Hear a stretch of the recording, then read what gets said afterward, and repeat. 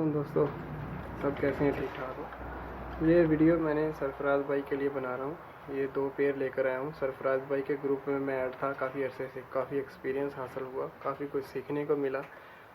फिर जाके मैं ये 2 पेयर लेकर आया हूँ। सरफराज भाई ने बहुत एक्सपीरियंस हासिल करवाया हमें, ठीक है। फिर जाके मैं ये 2 पेयर लेकर आया हूँ और सरफराज भाई के लिए वीडियो बना रहा हूँ। मुझे अभी इनकी म्यूटेशन का भी नहीं मालूम है, क्या इनकी म्यूटेशन है। सरफराज भाई की तरफ देख के हमें बहुत शौक़ बढ़ा और 2 पेड़ लेकर आएंगे इंशाल्लाह ताला। अपने शौक़ को बढ़ाएंगे।